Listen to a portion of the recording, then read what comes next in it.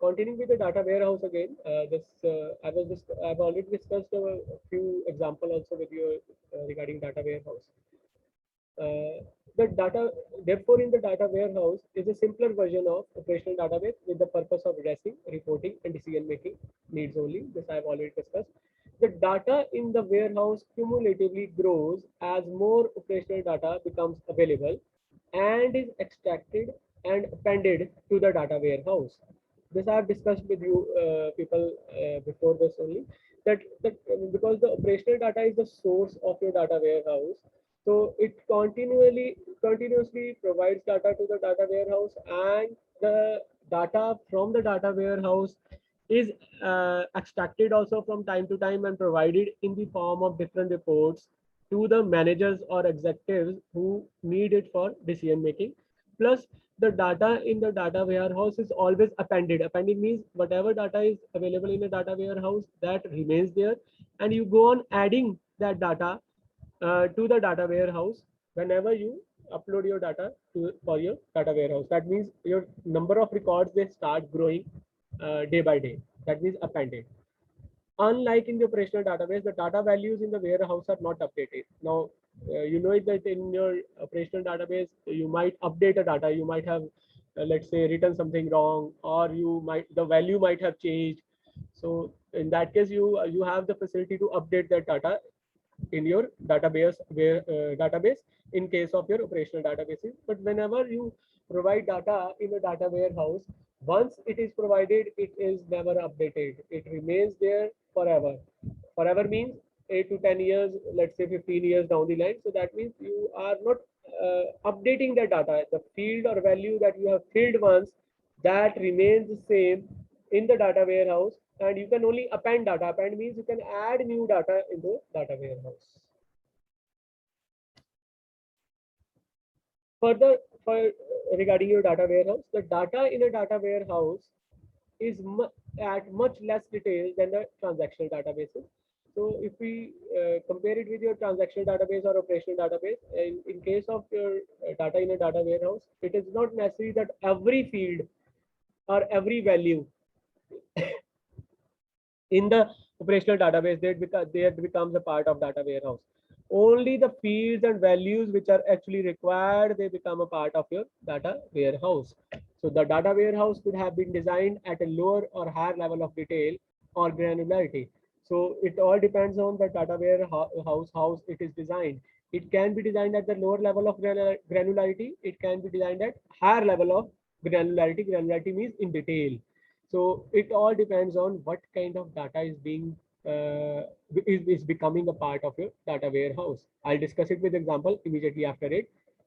If the data warehouse were designed on monthly level instead of quarterly level, there would be many more rows of data.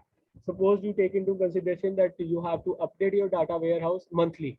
So in that case, the number of fields, number of values or records that has to be updated on the data warehouse, that would be huge as compared to the data that was updated, let's say quarterly. Quarterly means every 3 monthly.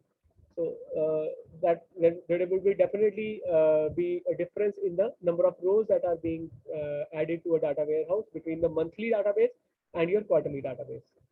Now, when the number of transactions approaches millions and higher, with dozens of attributes in each transaction, the data warehouse can be large and rich with potential insights.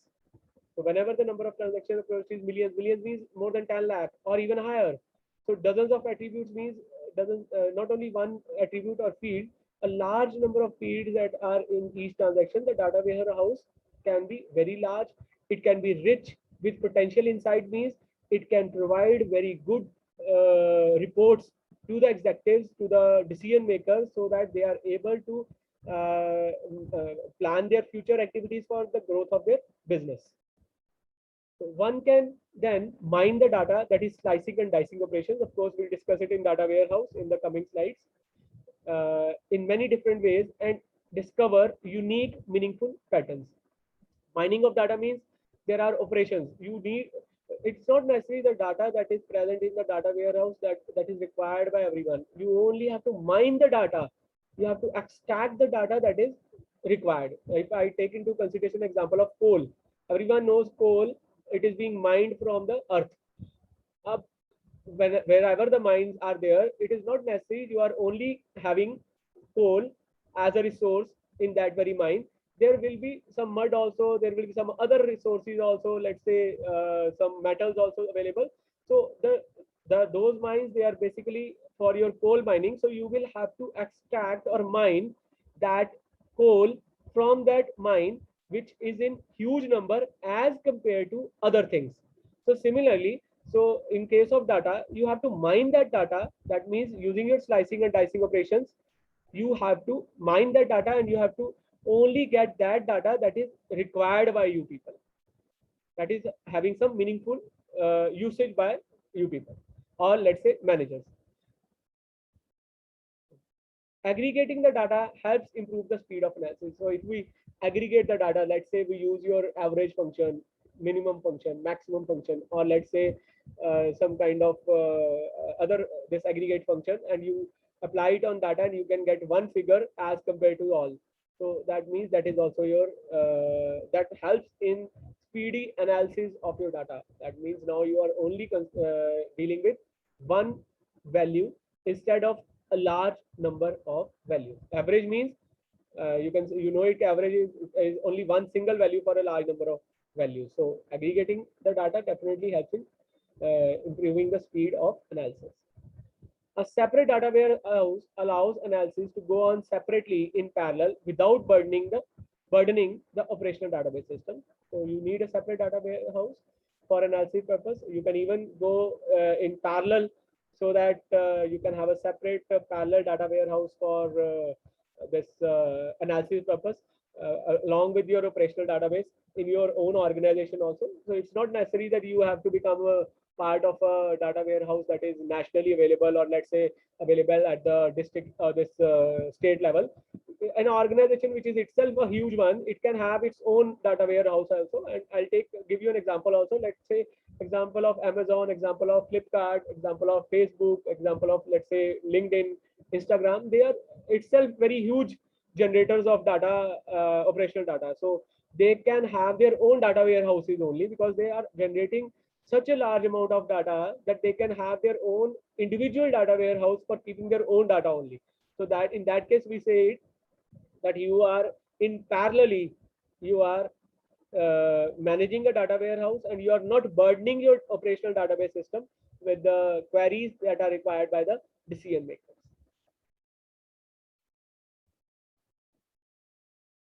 Now, moving on to your data mining part, it is the art and science of discovering useful, innovative patterns from data.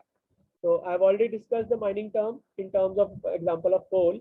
Similarly, in case of data now, data mining is art and science of discovering useful, innovative patterns of data.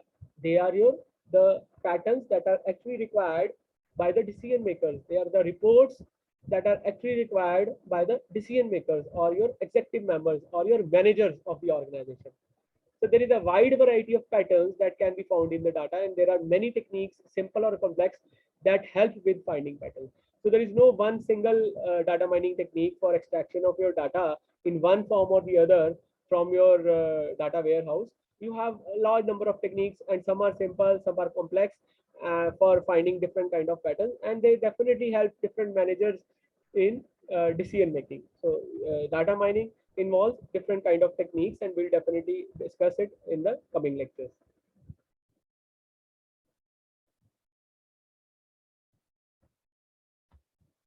Further, data mining should be done to solve high priority, high value problems. Now, of course, because data mining is extracting useful and required data only from a very huge data warehouse.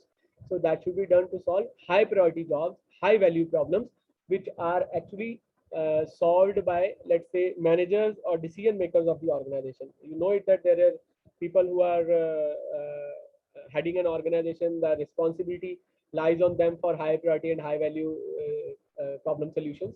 So data mining is of course done by only those people who are actually involved in high priority jobs, high value in solving high value problems.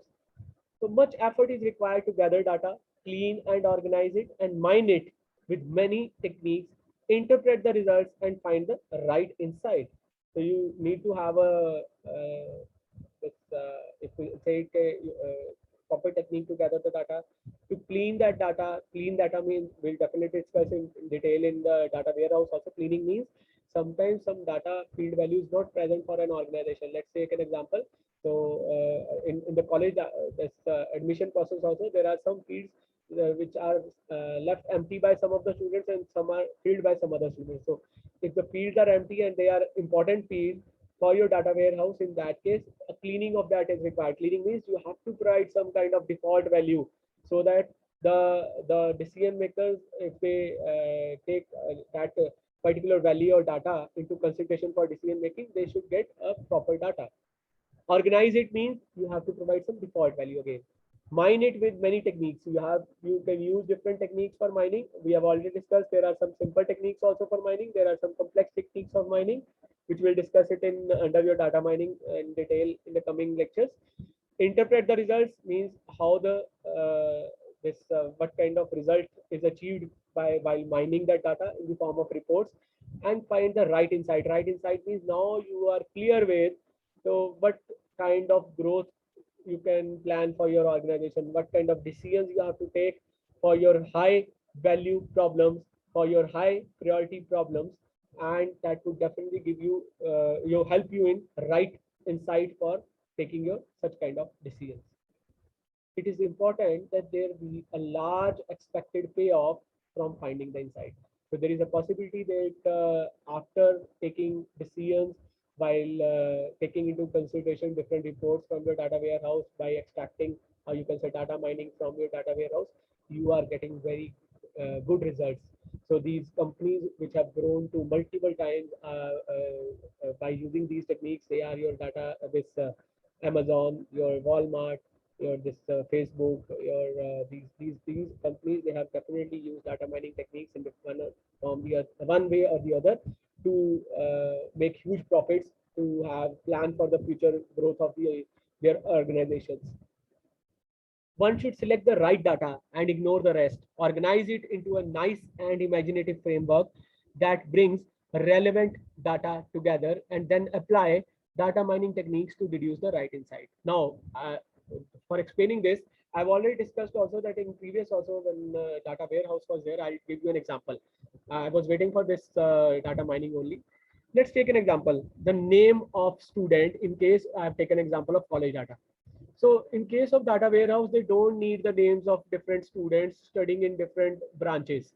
They only need the number of students studying in different branches. That is important for the decision makers. I don't want to know that when X, Y, or Z is studying in BCom, or let's say BCA, or let's say any other branch. I only need how many number of students are studying in BCom. Let's say 60. Let's say 60 number of students are studying in BCom, 58 are studying in BCA, and let's say 50 are studying in some other branch. That the number of students studying in branch is more important. The name of the student is not at all any requirement for the decision makers, because name means there are a large number. Today the name is this, there can be any other name also. So in that case, we don't need these names, we need only the number for your decision making. So here, if you want to know about data warehouse and data mining also, so in data warehouse, we are not going to keep the record of names of students. Now you should be clear. We are going to keep the record of how many number of students they are under your particular course by taking example of your, let's say, college data warehouse, or let's say graduation data warehouse.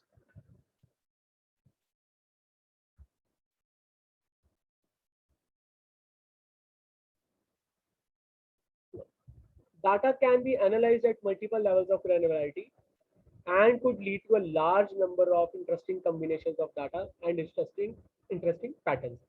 Some of the patterns may be more meaningful than the others. So when the data is kept in the data warehouse in one form or the other, and you want to mine the data in the form of some interesting patterns, so when you go through those patterns, you might see that there is, let's take an example of, let's say now Walmart, or let's say Amazon.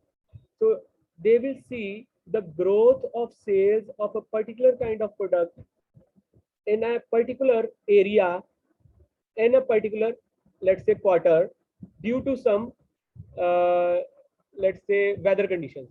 I'll take now example of, let's say, summer season. So if we see the growth of sales of summer clothes and the products related to your summer, let's say ACs and your coolers and other things, they grow during this quarter, or let's say 3 to 4 months in India in a particular area. So they are able to know this interesting pattern, and they can plan for that particular time period, for providing different kind of, let's say, incentives for the growth in of the sale of the products related to your summer season. So that means now that is your interesting pattern that is being seen. Interesting combination. Combination means the things that are sold together. So some of the patterns may be more meaningful than others. Of course, there would be some patterns that will provide a meaningful result. There would be some patterns that might not be able to give clear meaning, but of course they would provide some kind of hint to the decision makers that of course such kind of pattern also exists, and they can encash that to some extent, some or the other extent also.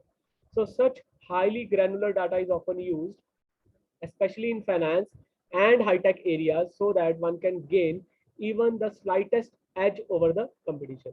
So of course, these patterns, they play a very important role in terms of finance and high-tech areas, high technology areas, where if you are taking into consideration your data from your competitors, so you might be able to plan a great growth by seeing some good patterns of sales and other things, so that you can plan your future growth strategies in that very area. So we have already discussed there are different data mining techniques available. There some are simple and some are complex. So we'll definitely go through some of the techniques, and I'll discuss in brief in this slide, and then we'll move on to the details in the other coming chapters. The data mining techniques, they are your decision trees, regression, artificial neural networks, cluster analysis, association rule mining. We'll discuss one by one of these. First one is your decision tree now. They help classify the populations into classes. So first of all, the term decision tree is saying that there is a kind of tree. And if you are going to form a tree, let's say if we take into consideration hierarchical tree, you know there is, if you want to have a parent-child kind of relationship in a tree, so there will be definitely, if you form a tree, branch of a tree in the form of child, there is some kind of classification that is involved. So so first line is indicating they help classify the population into classes. It is said that 70% of the all data mining work is about classification solution only. So if we see that if we are using data mining for extracting useful or interesting data, we'll come to know that a large population, or you can say a large solution, is only classification, and that 70% of classification work uses decision tree only. And if we see that if we are going to use classification for your data mining, and in that case the decision tree is one of the methods that almost 70% of data warehouses use for your classification. Thus, decision trees are the most popular and important data mining technique, and there are many popular algorithms to make decision tree. So if we see this technique, decision tree, that is quite popular because almost 70% of data warehouses are using this decision tree technique for classification of data. And of course, it's an important data mining technique also. So there are many popular algorithms that are available under the decision tree that can be used by decision makers to extract useful data or pattern from your this data warehouse. So they differ in the terms of their mechanisms, and each technique works well for different situations. So different algorithms are available and different techniques are available under your decision tree. And of course, different technique is available for different kind of situations. So it is not necessary that one kind of decision tree algorithm that works for all the different kind of situations. There are different kind of algorithms available, and these algorithms, of course, they are well suited for a particular kind of situation for extraction of data. it is possible to try multiple algorithms on data set and compare the predictive accuracy of each tree.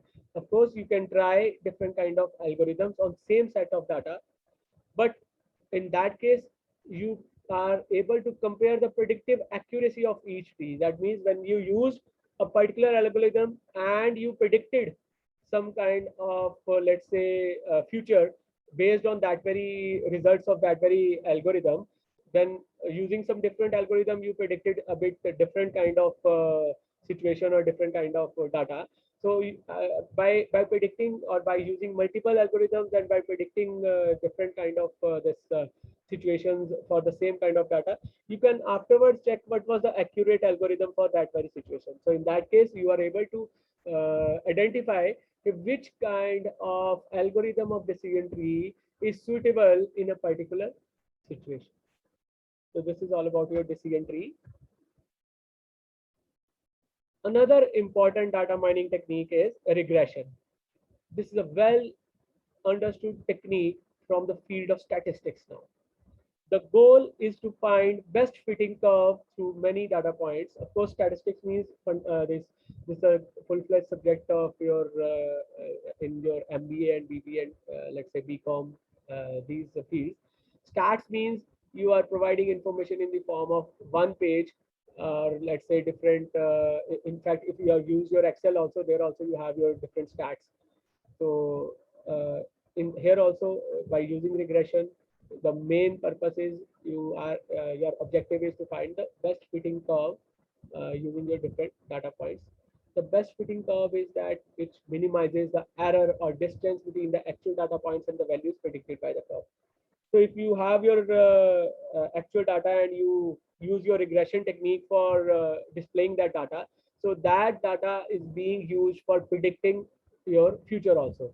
So if the curve that is being generated by the data that is present and you elaborate that curve for predicting the future, so that you will be able to, I think so, better judge that by prediction you can get your better results using this regression technique. The regression models can be projected in the future of prediction and forecasting purposes only.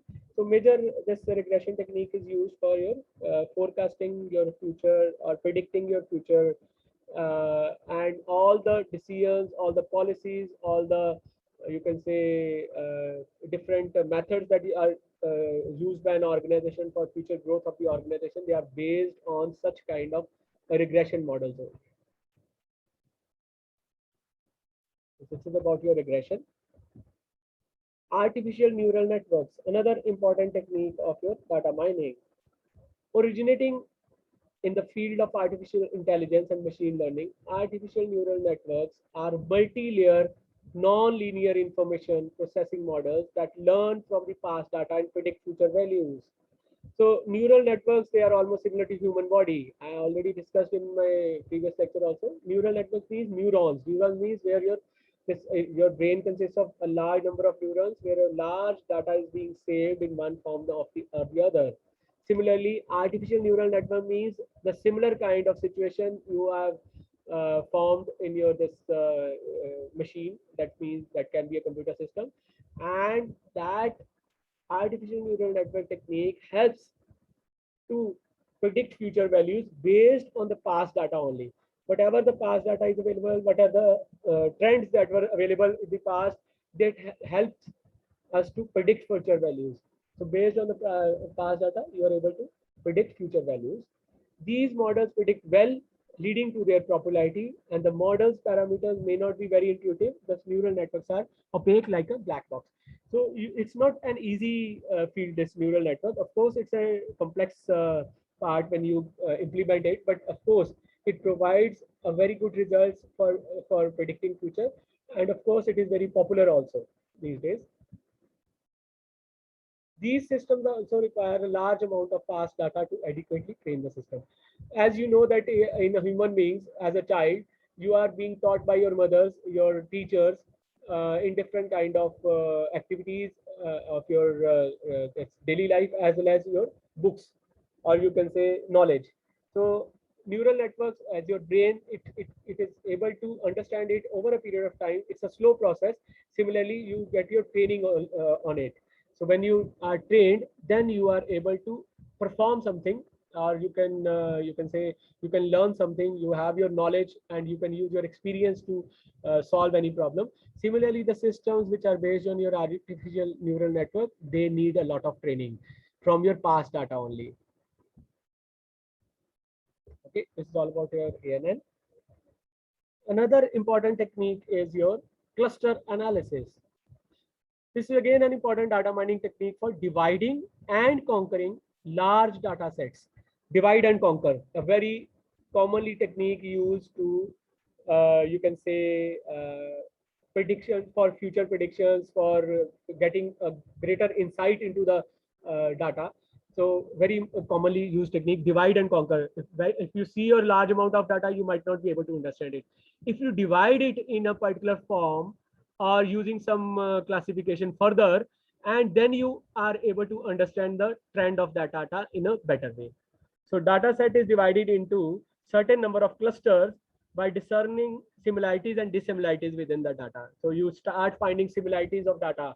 So if similar data forms one cluster. Dissimilar data, that might be become a part of some different kind of cluster which has similarity with some different kind of data.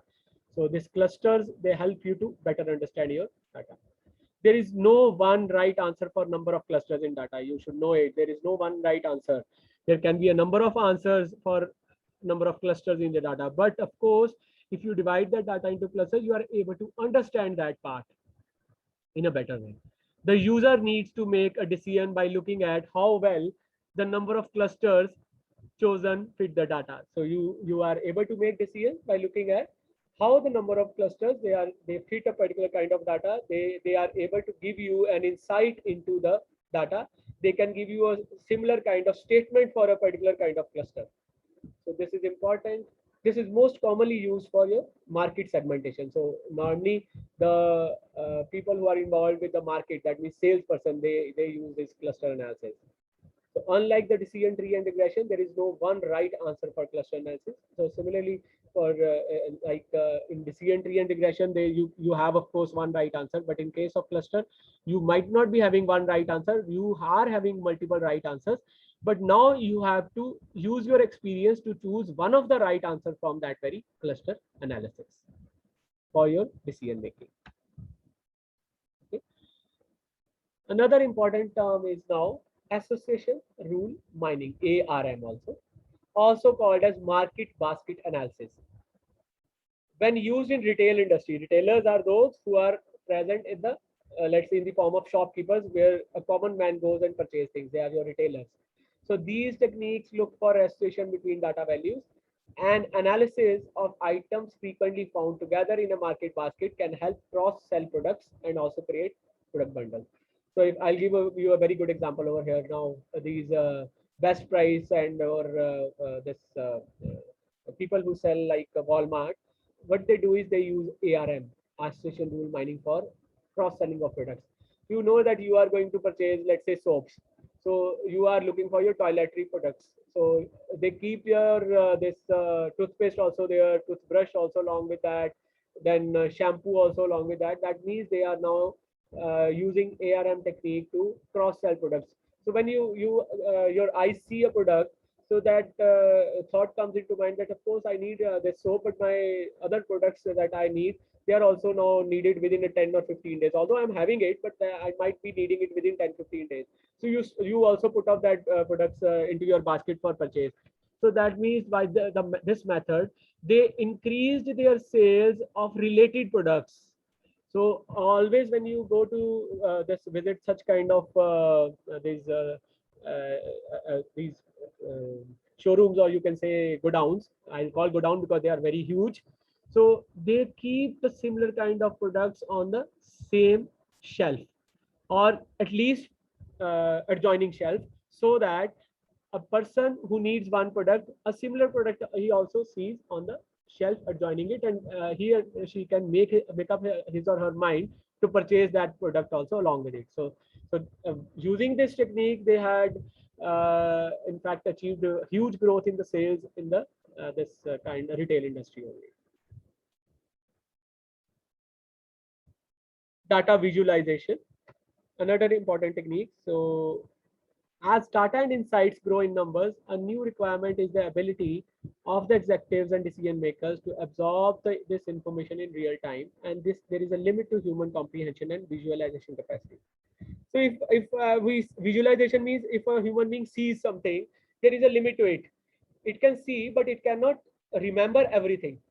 So to absorb a large amount of information in real time, data visualization is required. That means summarization of visualization is required. You provide that in the form of a summary. So there is a good reason to prioritize and manage with fewer but key variables that relate directly to the key result areas of a role. You might not need everything that you visualize for your decision making, but you might be needing in the form of one graph, let's say sales of a product. So that might help you in decision making. So data visualization means, so to limit out the capacity of the human being to memorize a large, let's say, visual screen into a small screen in the form of, let's say, reports, in the form of some kind of graphs. Here are a few considerations when presenting data. Present the conclusions and not just report of data. So apart from a report of data, if you present it in the form of conclusions, that would definitely help a human being to better understand that report. Choose widely from palette of graphs to suit the data. There are large number of graphs available, but the graph that is most suitable to understand for a particular situation, you have to choose that for representing that data.